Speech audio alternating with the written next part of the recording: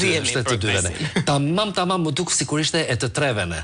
Është gjithmonë e jotja dhe imja plus gjysmën time që më bën më të plot ose 2 të plota që ne bëhemi ultimat pastaj. E kemi rastësisht ka dalë pyetja e parë kur unë të përshkrova aty përpara se të fillonim intervistën dhe thash që duhet të në përpjekjen për të mos qenë si të tjerët, në përpjekje për të mos rënë në zonën e tallavaizmit ose të vulgaritetit, që nuk është se është vetëm shqiptare, është e përhapur në gjithë botën se ka është kështu si viroz, që është njeriu duhet të paguajë një kosto.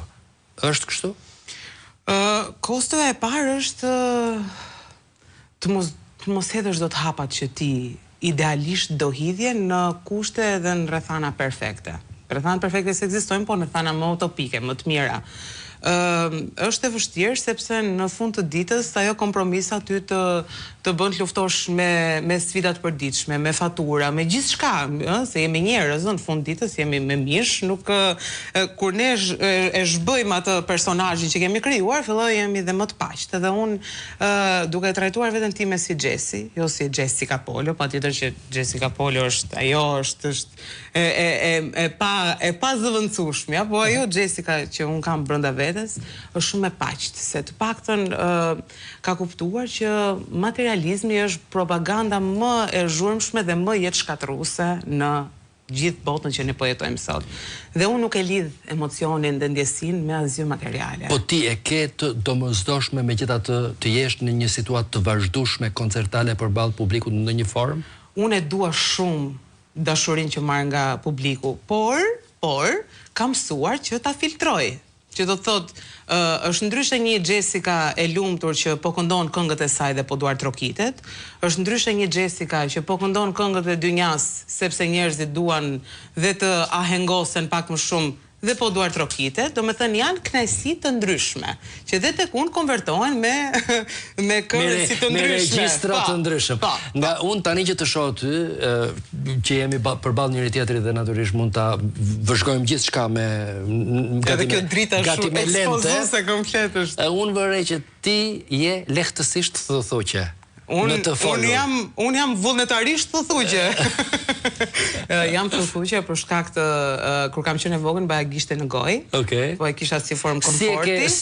Si ke bashkëtuar ti me një gjë kaq interesante?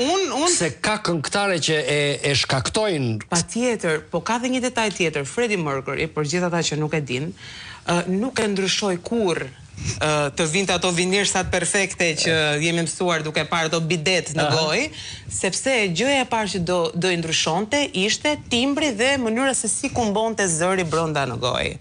Dhe unë nuk dua të rrezikoj 30 vjeç të humbas komplet identitetin tim për shkak të përshtaturit apo të kem atë buzëqeshjen perfekte të mërzitshme shpeshherë, edhe falsos shumë herë.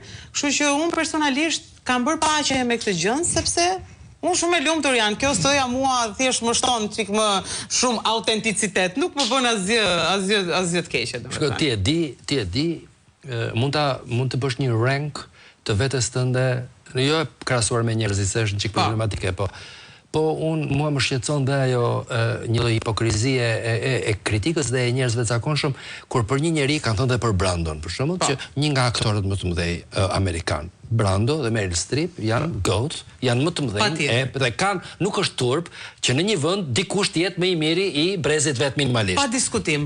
Mund ta rankosh veten Jess? Unë? Do të thënë ti vetë me veten tënde kur je duke fjetur. Po.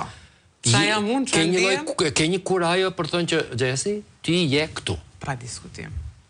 Duke zhveshur veten nga të maturit me shifra, me statistika, me si matët suksesi sot, me lajke, me këto mënyrat, duke zhveshur nga gjitha këto. Unë pa diskutim që jam BOAT i gjeneratës time. Paktën e gjeneratës time. Pa diskutim që po. Dhe prandaj dhe mërzite me veten, jo se është një fije shumë e hollë që e ndan vetëvlerësimin nga arroganca. Po unë besoj se kam qenë një herë arrogante në jetën time, të paktën për talentin tim. Dhe prandaj unë vuaj dhe dridhem edhe tani që flas, sepse ndihem shumë më shumë se sa kam marrë apo se sa e kam kthyer këtë të ndjerurin në rezultat. Dhe jo për shkak se nuk mundem, Po, sepse mënyra ime nuk është mënyra që funksionon këtu. Kështu që unë jam e lumtur me atë që bëj dhe për atë që unë jam, pa diskutim që jam një goat. Jam një artiste që ka krijuar nga shpirti, me shpirt, pa kompromisuar në asnjë moment. Mendoj që jam një nga vokalet më të mira shqiptare, pa diskutim. Dhe kur jemi këtu, çfarë karakteristike të zërit? Se unë e di që ti ke një Anastasia kind of baza. Po ku ti çojun këto Moradi? Një Anastasia, një Tina Turner, ku ti çojun këto? Po pastaj kur sa shkon ti lart? Po unë Janis Joplin. Po ku di unë çfarë do të bëj një performancë këtu ta volon, por që kam një diapazon shumë të madh vokal, kam luftuar gjithë jetën me të kapja sa më lart, më jepte një lloj adrenaline shumë të bukur. Por që sot, di dhe ta përkthej ndjesinë në këngë më minimaliste, sigurisht pa patur pretenciozitetet ndaja. Dy gjëra interesante. Kush është shfaqja jote ideale, shfaqja e ëndrave të tua?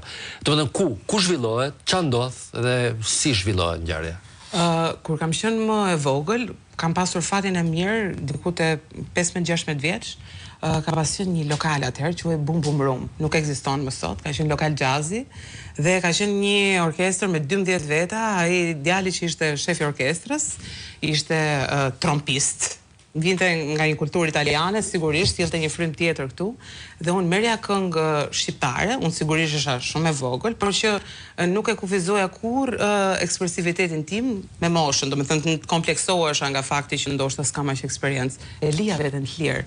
E kam lënë gjithmonë dhe kjo më ka bërë që të mos jem asnjëherë këtu. Gjithmonë, e kam shijuar gjithçka.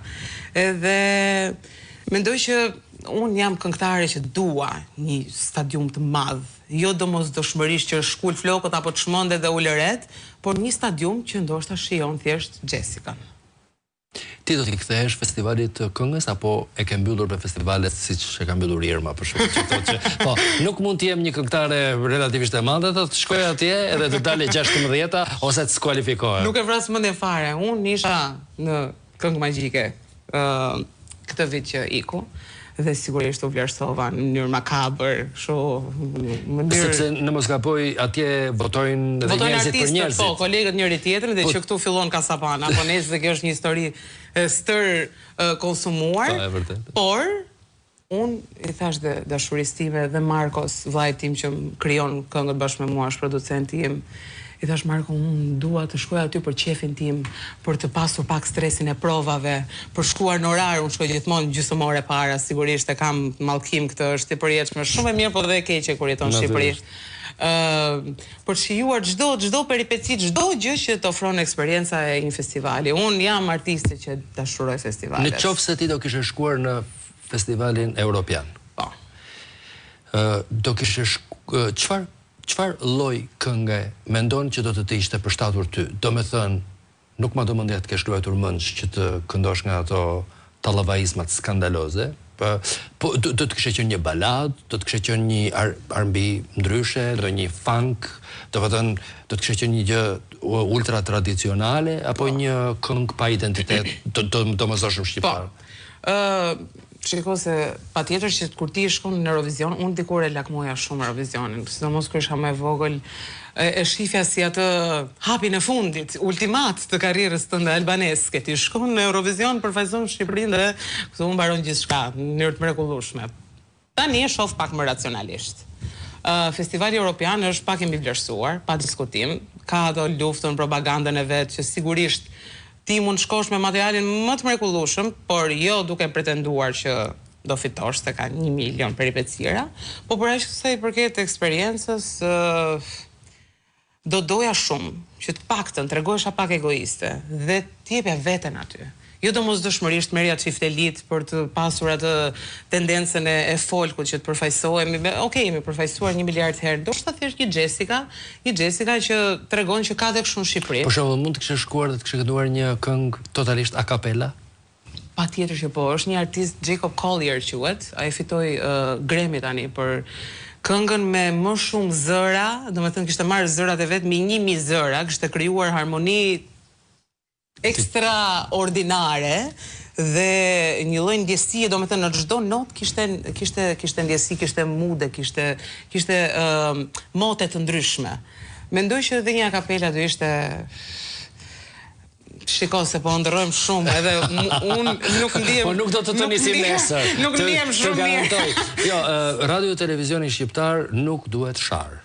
Radio televizioni Kosovës nuk duhet sharë. Janë televizione publike që i vlejnë vëndeve tona. Absolutisht. Që nuk duhet ta urejmë, duhet ta pranojmë, duhet ta mbështesim, duhet ta ndryshojmë pozitivisht. Kështu që ka akoma për ty... Duke e bërë ekspuls nuk është të ndryshon diçka. Absolutisht. Sështë e prap do vazhdoj, çdo gjë do eci, thjesht ti e bën pauzë. Pale Kuke më ka treguar dhe këtu i referohem atij edhe për këngëtare të cilat e duan profesionin përtej nivelit të kuptoshëm nga publiku. Ato për shembull si Vaçja, që drithëronte këngëtarja më e madhe shqiptare dhe të merroi dhe pastaj kur dilte kishte një transformim të jashtëzakonshëm prej dive. Po ka të tjera për shembull që për shembull në festivalin që është bërë në Covid dhe që është bërë në ambientet e jashtme tek sheshi Italia, atëre ka qenë minus, nuk e di se sa gjatë transmetimit dhe ai tha që minus mjaftueshëm sa për ti kishe pasur, po eksaktësisht. Pra duke kënduar dilte edhe në transmetim, po kjo nuk më ka bërë përshtypje vetëm për këtë. Kjo më ka bërë përshtypje që ti kishe vendosur atë vit të bëje një këngë për mamën e cila mungonte në atë periudhë.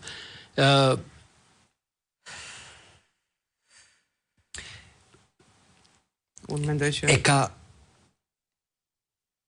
Ta ka kryer ky sforcim atë që ti kishe një lloj detyrimi për mamën tënde? Më shumë se detyrim, ishte një nevojë e paevitueshme për të... Nëse njerëzit kanë 5 procese të zis, artistët kanë 6. Duhet ta përkthejnë se zbën në një mënyrë apo një tjetër në tingull dhimbjen e tyre. Dhe unë mendoj që kjo është një nga nderet më të mëdha që mund t'i bësh vetes dhe pa diskutim, është dhe një kujtim që ti ja lë në mënyrë shumë të bukur, asaj ndjesie që është aq e dhimbshme dhe aq e vështirë, po përkëdhelur nga muzika bëhet pak më jetueshme. Nuk e di pse në intervistat e tua ç'a ndodh me babain tënd? Babaim nuk është pa. Okej.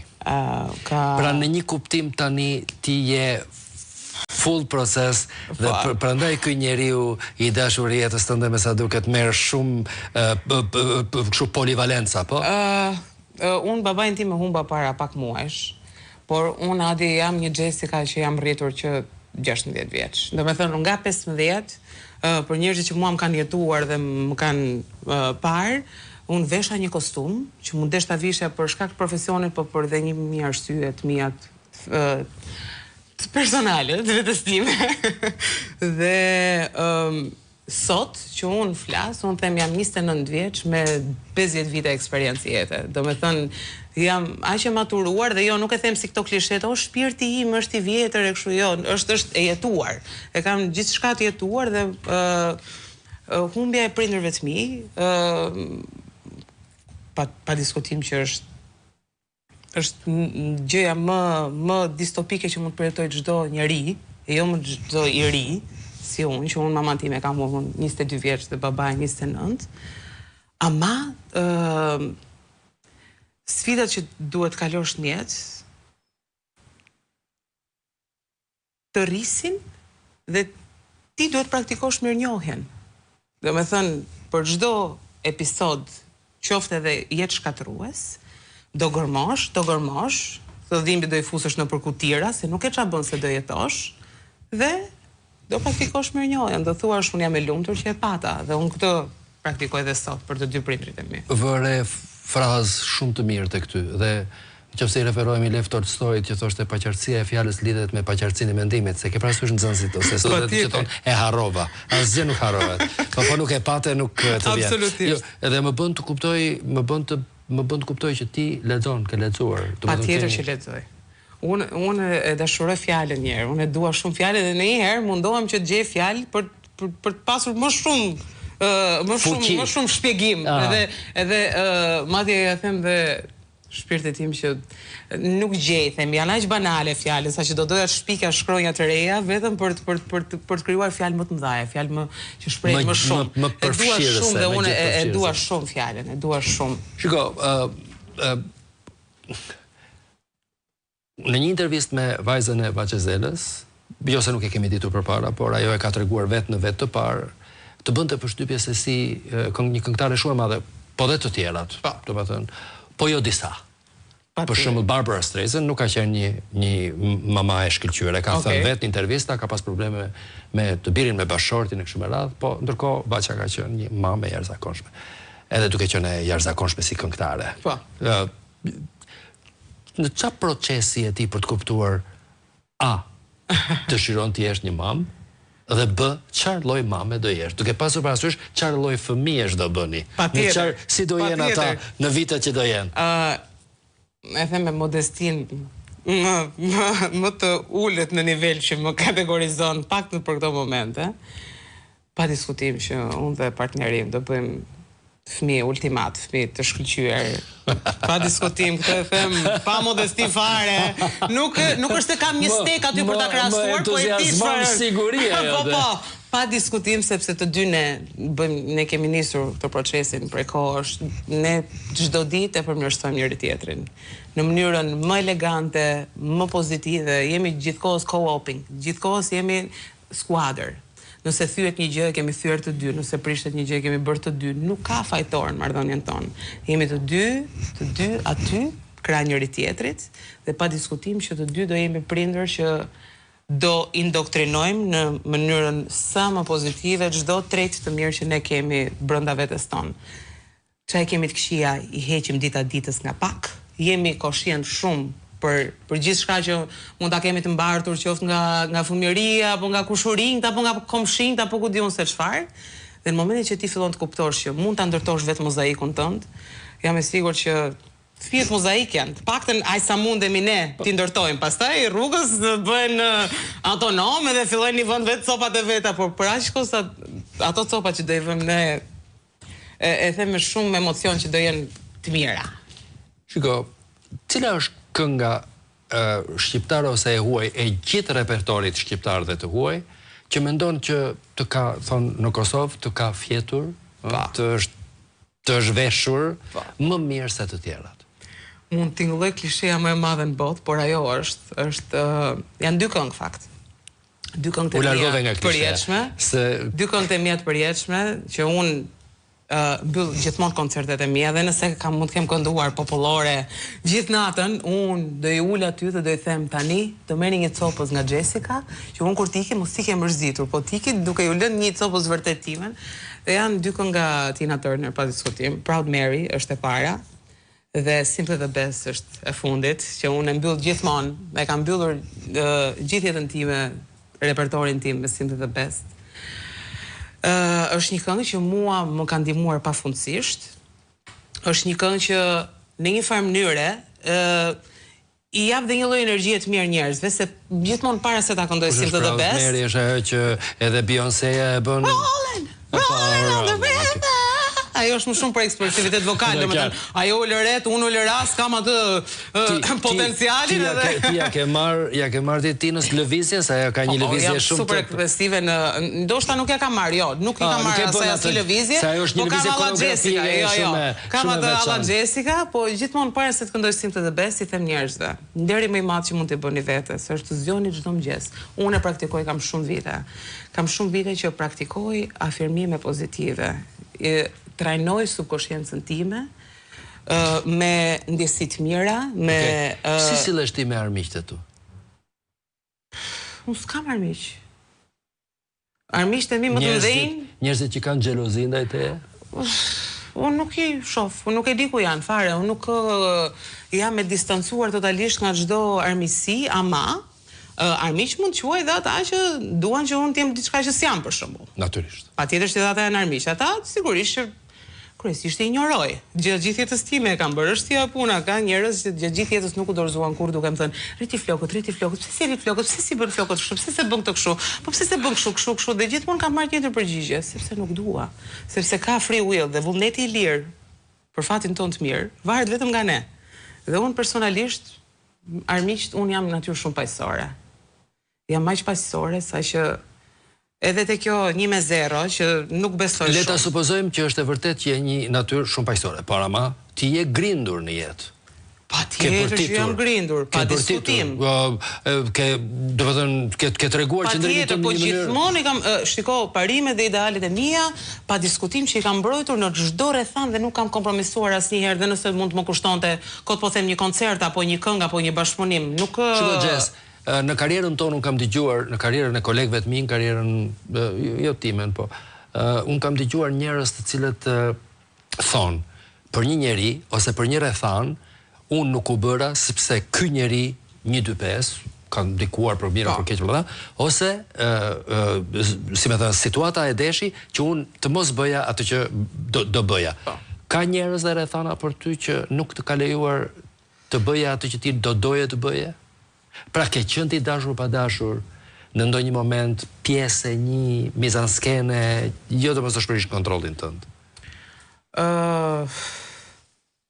Shiko, kjo është praktikisht e gjithë jeta ime, nuk është. Mirë se erdhe në jetën time.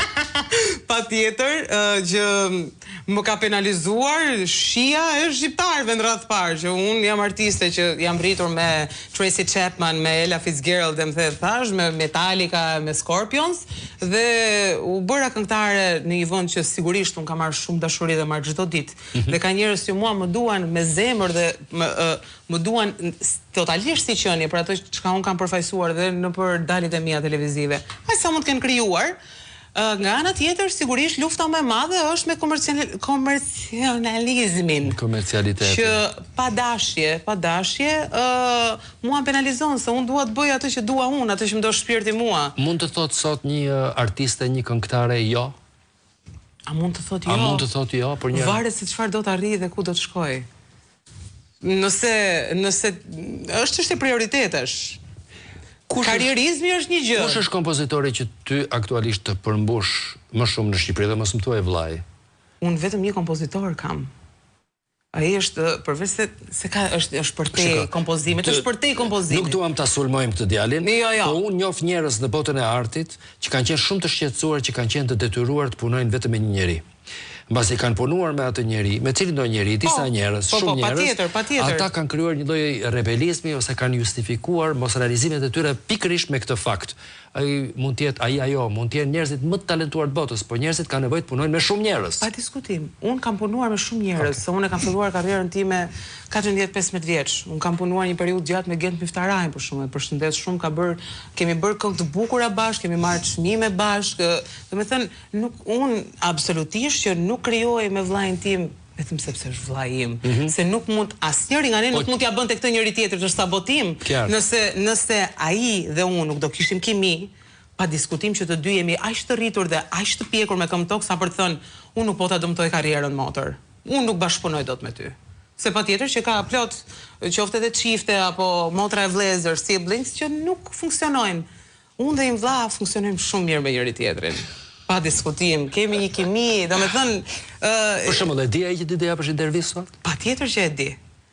Shiko, mua një gjë më ka munguar sot a ditë. Merja babin tim telefon dhe ti thosha, po bëj një intervistë Adi Krasta.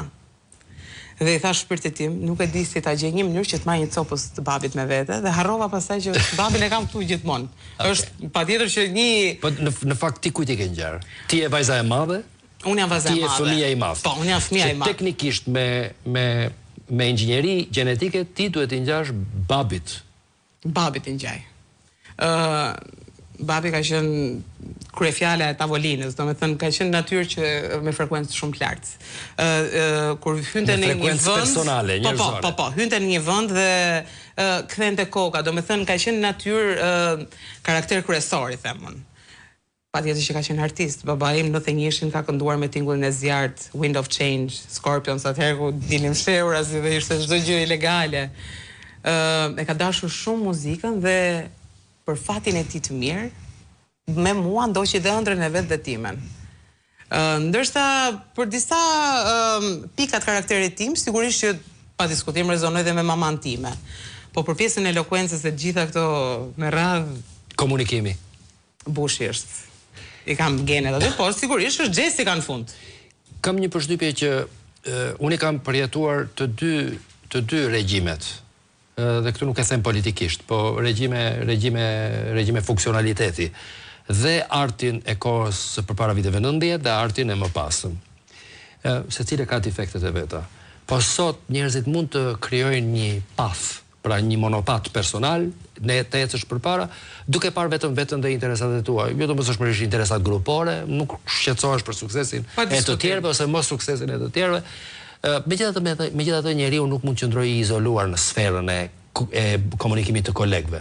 Cila është një këngëtare o disa këngëtare me të cilat të pëlqen të këndosh, të pëlqen të bashkëpunosh, ose të pëlqen të qëndrosh në heshtje, ose të kesh miqësi, ose nuk e di. Po. Kam disa, pa diskutim, që kam dhe energji shumë të mirë. Vjen e para Neda Tarifa në mendje. Energji shumë e mirë jashtë skenës, totalisht. Patjetër që kimin e kemi shumë të mirë dhe në skenë, pa diskutim. Po jashtë skene është shumë sportive, ka diçka aty, një energji të mirë. Tjetër. Aurela, patjetër. Kto që gjajmë, domethënë. Juliana, Ronela Ajati, është ndoshta hyn tek pjesa e brezit më të ri, domethënë, edhe ndoshta edhe pjesa e brezit lidhet. Tjetër, po që s'kam shumë. Do doja të kisha më shumë. Po ti them kot, ti përmend kot. Jo, mos më përmend kot. Se kam një energji kështu. Nuk e dua atë gjë. Kaq ishin totalisht të mjaftueshme për të vendosur në një yllësi individualitetesh. Ato janë gjitha këngëtare jashtëzakonisht të mira. Liliana Kondakçi, lutem, ta përmendoj Lilianën. Shumë e mirë, se nga ngelur mendi nga një eksperiencë. Me mua të paktën dhe unë, shiko, gjithmonë eksperiencat janë personale. Nuk dua emra, por ti ke patur dhe njerëz si nuk i duron dot. Kam patur njerëz. Mund mjaftonte një po ose një jo. Sigurisht që po, unë kam akoma njerëz që si duroj dot. Jo se unë kam përpaqe me këtë, se padurimi thjesht i dëmton veten tënde, po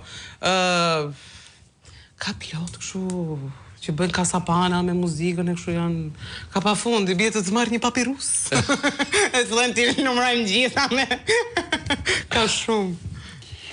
Do t'i kthehemi në pjesën e fundit bisedës tonë prap ngjarjeve artistike, ngjarjes. Rreth parë duhet të flas pak për Kosovën. Si ndihesh ti në Kosovë? Domethënë, çfarë ndjesie ke për atë pjesë të popullit tonë?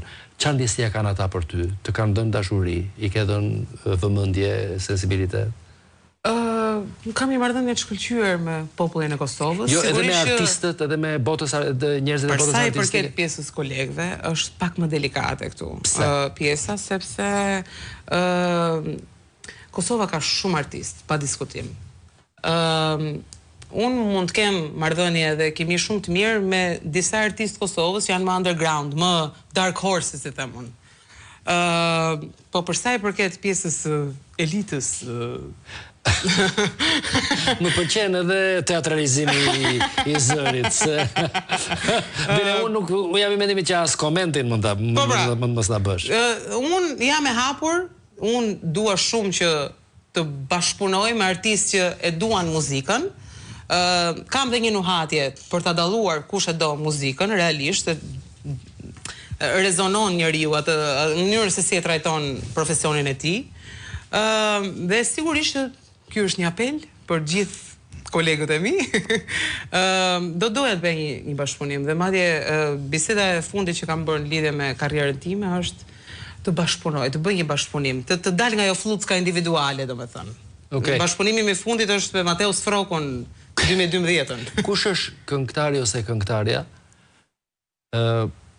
me të cilin ke bërë o bën duetin më të kollajt, më të natyrshëm, më pas forcim? Mendoj që Aurela është. Aurela është ajo që ne kemi bërë madje. Unë kam qenë X Factor kur kam qenë 14 vjeç dhe në gjysmën finale ne kishim për të bërë një duet me një artist, me një big. Dhe unë zgjodha Aurelën, patjetër, dhe kemi kënduar AC/DC You Shook Me All Night Long. Një performancë që nivelet e adrenalinës ishin të dyja ne, domethënë, në sinkron, ishim mënyra se si e përçonim ndjesinë ishte shumë. Të ka bërë një mentoring Aurela apo nuk e ka mendje në mësim kur vjen puna për t'i dhënë një njeriu tjetër të botës së artit të njëjtit profesion? Mua Aurelia ka qenë artiste e parë mbas daljes time nga X Factor që më ka marrë në një sken. Okej. Pra në një kuptim ka dalë jashtë interesave të momentit dhe ka dhënë një pa diskutim, gjë e ka bërë interesante. praktike ndihmën, domethënë, më ka dhënë një dorë. Në momentin që unë isha në fillimet e mia dhe sigurisht isha si ajo pula pa kokë, nuk dija nga shkoja, si isha edhe shumë e vogël, isha edhe 15 vjeç. Sigurisht që kisha nevojë për një ndihmë për atë hapin e parë, për atë të voglin. 2, 3 dhe pastaj unë shumë natyrë autonome dhe sigurisht që pastaj fillova të fluturoja vetë.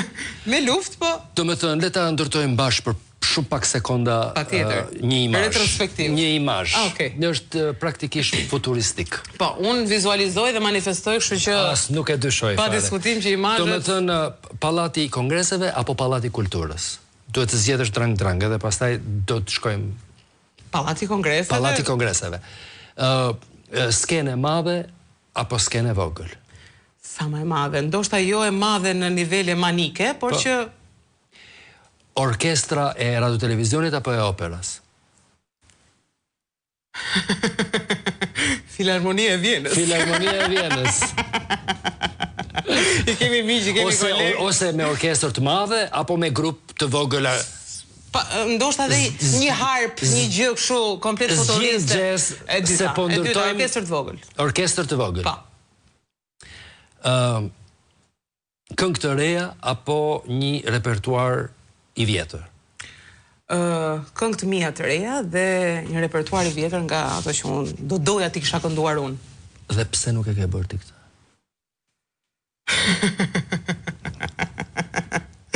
Do të thënë, ku qalojmë? Nuk gjenë lekët, këto kompanit farmaceutike nuk shohin këtë vizion, ose ata që japin para majtas djathtas, oligarkët nuk të shohin me sy dashamirës? Pa diskutim që as nuk e kam menduar në herë se si më shohin, por që nuk jam përzier, fare, zero. Dhe mendoj që kjo patjetër që më ka penalizuar në një botë që sigurisht fama të hap dyert derisa ti hap më fama, po hyn komplet tangente të tjera. Patjetër që unë do doja ta bëja, pa diskutim. Nuk e kam bërë jo sepse s'dua unë ta bëj. Sigurisht që mendoj që për një 5 vjeçar do ishte akoma më perfekte. Një Jessica 35 vjeçare, më mature, me një repertor më të pjekur, me një personalitet më të igjur, mirë. Më të relaksuar dhe më të regjur. Se unë nuk sigurisht që mua më ndryshon pak dhe perceptimin për kohën, fakti që kam filluar shumë e vogël karrierën. Po nëse ule me këmbë tokë dhe them, unë jam një Jessica 29 vjeçare, që fillova para 3 vitesh të këndoja, unë jam pafundësisht e lumtur me atë që jam dhe kam deri tani. Kështu që për një të ardhme, patjetër që do e bëj, kanë bërë. Kush se ka bërë, mos ta bëj unë. Ti në sken ke veshur kostume nga më të ndryshmet. Një pjesë për e tyre kanë përshtypje që i keni qepur ndoshta vetë ose me pranin tuaj, ose i kanë qepur të tjerët, po me iden tuaj. Patjetër. Ti ke veshur fustan të bardh nuseje? Fustan të bardh nuseje nuk kam veshur asnjëherë. Dhe madje derisa gjeta dashurinë e jetës time. Po këtë përcaktimin e dashurisë jetës tënde. Ky njeriu që të pas ka dhënë shumë, një fustan të bardh nuseje. Që mos ta kthej kokën ti kërkon llogarit direkt. Patjetër që do ta vesh një fustan të bardh nuseje. Sigurisht që nuk jemi natyra që na pëlqen masiviteti, mua më pëlqen turma vetëm kur e kam përballë dhe po këndoj. Jam shumë natyrë intime, të dy ne jemi shumë low profile, nuk na shef, nuk dukemi fare. Jemi se interferon gjithçka të bën pis. Dhe sigurisht që unë nuk kam veshur fustanin e nuses, se mund të ta kisha veshur, se ka plot kolegë që kanë veshur dhe në sken. Natyrisht. Por nuk e kam veshur sepse nuk më ka pas pëlqyer ndonjëherë fustani i nuses. Okej, nuk e ke pasur ëndër të feminist. Madje as dasma, madje as martesa, derisa gjeta krijesën time ultimate dhe më dha një perspektivë komplet tjetër për jetën.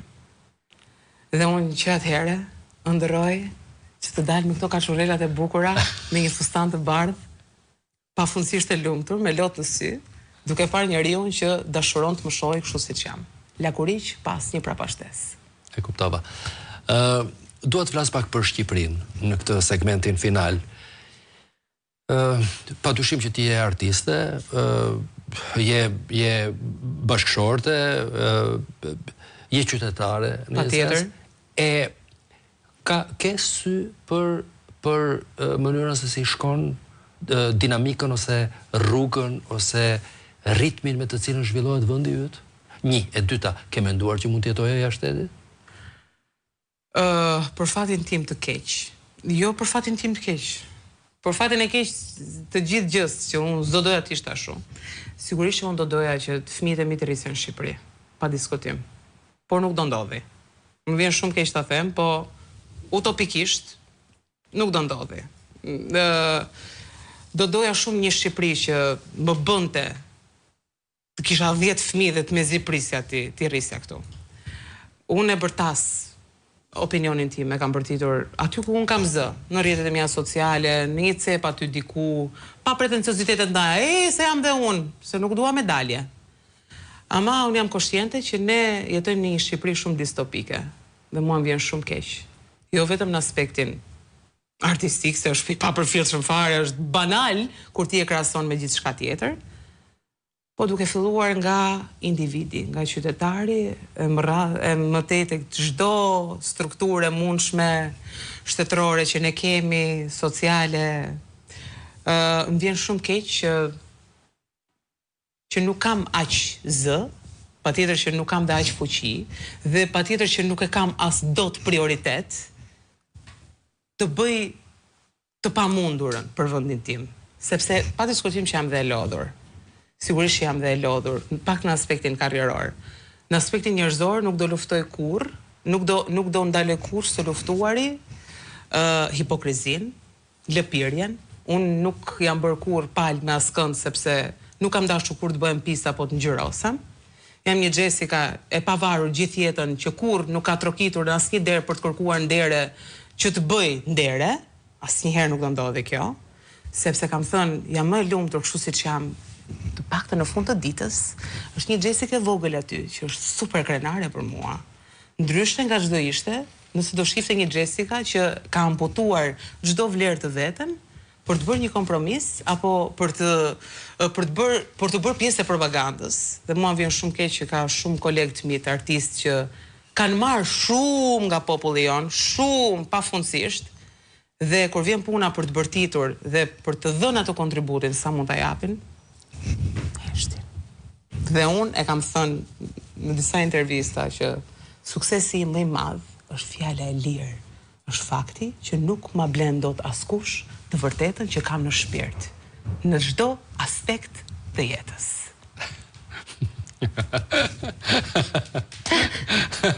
Unë nuk mund të mos jem shumë dakord.